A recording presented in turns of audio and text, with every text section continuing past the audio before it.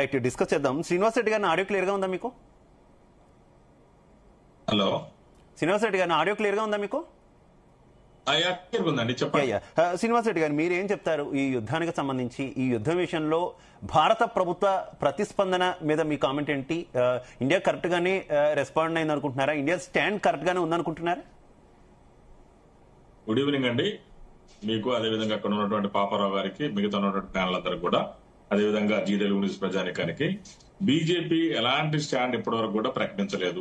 ఎందుకంటే ఇవాళ ఒక దేశ సుప్రీంని మరి సేమ్ డే వితౌట్ యుద్ధం, ఎలాంటి ఫార్మల్ యుద్ధాన్ని కూడా ప్రకటించకుండా మరి ఆ దేశ అధ్యక్షుడు ఉన్నపనంగా చంపి మరి అమెరికా పండగ చేసుకుంటున్నా కూడా ఇవాళ బీజేపీ మోడీ గారు ఎక్కడ కూడా ఎలాంటి స్టాండ్ తీసుకోకపోవడం బాధాకరం. దీనికి కాంగ్రెస్ పార్టీ రాష్ట్ర అధికార ప్రతినిధిగా ఒక ప్రాక్టీసింగ్ అడ్వకేట్ కూడా ఖండిస్తున్నాను.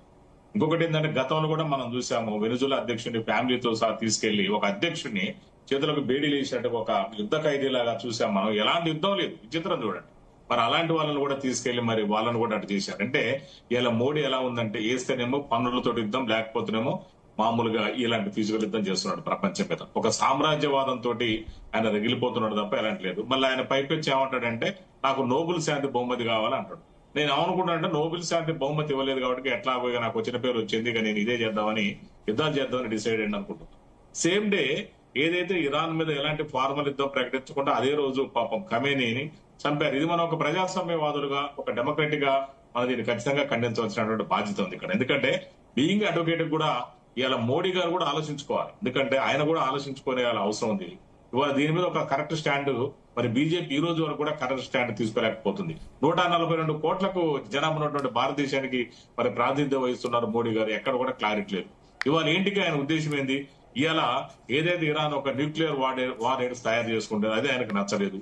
అదేవిధంగా ప్రపంచంలో ఉన్నటువంటి ఆయిల్ రిజర్వులు ఏదైతే ఉన్నాయో దాదాపు 208 మిలియన్ బ్యారెల్స్ ఉన్నాయి. వాళ్ళు ప్రపంచంలోనే మరి వెనుజులా తర్వాత 3వ ప్లేస్ లో ఉన్నారు. అది వాళ్ళకి నచ్చలేదు. అవన్నిటి మీద ఆయన కన్ను పెట్రోలియం మీద, at the same time Israel కి సహకరించుకుంటూ వాళ్ళు అణువారేడ్స్ తయారు చేసుకోవద్దు ఆయన ఉద్దేశం. ఎందుకంటే ఇరాన్ కనుక అణువారేడ్స్ తయారు చేసుకుంటే ప్రపంచంలో వాళ్ళ పెద్దన పాత్ర పోషించలేరు. వీళ్ళ పెత్తనం, కర్ర పెత్తనం చెల్లదని ఉద్దేశంతో ఆయన చేస్తున్నట్టుగా చాలా స్పష్టంగా కనపడుతుంది. మరి దీనికి మనం చూసాం, యునైటెడ్ భద్రతా మండలి సభ్య దేశాలైనటువంటి అమెరికా కాకుండా మరి రష్యా కావచ్చు, చైనా కావచ్చు, ఇవాళ అదేవిధంగా ఫ్రాన్స్ కావచ్చు, మరి ఇంగ్లాండ్ 5 దేశాలు ఉన్నాయి. మరి ఇలా చైనా ఏకంగా మరి ఈ రోజు మనం చూసాం, లైవ్ లోనే చూస్తున్నాం. ఇవాళ వాళ్ళు ఏంటంటే వాళ్ళు ఇరాన్ కూడా సపోర్ట్ చేస్తున్నట్టుగా వార్తలు వస్తున్నాయి.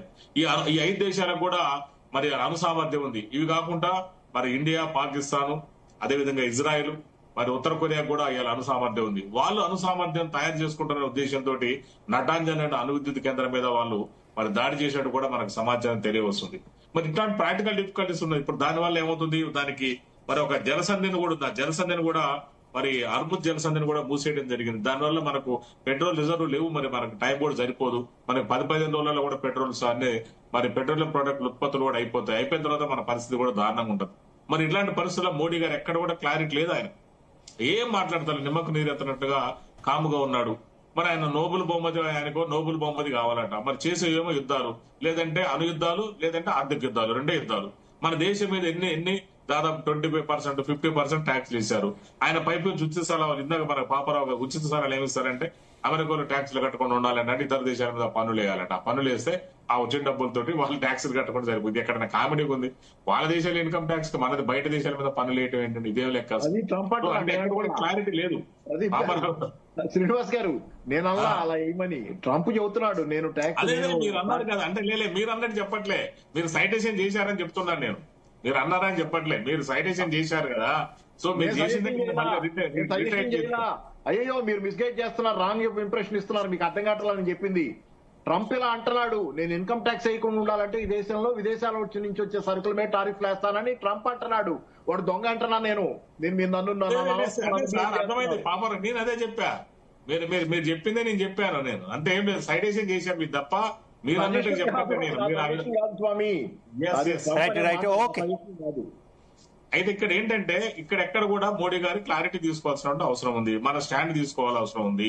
ఎటు మద్దతు ప్రకటిస్తాడా, లేకపోతే ఆయన చనిపోయిన దాన్ని, చంపిన దాన్ని ఉన్నపనంగా సేమ్ డే ఎలాంటి ఫార్మల్ యుద్ధం ప్రకటించకుండా చంపిన దాన్ని మరి మోడీ గారు ఖండించినట్టు గానీ మరి సపోజ్ లేదు, అపోజ్ లేదు. మరి వాళ్ళ స్టాండ్ ఏందో కూడా మరి మౌనిక సుంకర్ గారు చెప్పాలని నేను కోరుకుంటున్నాను. ఎందుకంటే Right. ఇక్కడ ఎక్కడ కూడా క్లారిటీ లేదు వాళ్ళకు కూడా. క్లారిటీ లేకుండా వాళ్ళు కన్ఫ్యూజ్ స్థితిలో ఉన్నారా, మరి ఏ స్థితిలో ఉన్నారు కూడా అర్థం కావట్లేదు.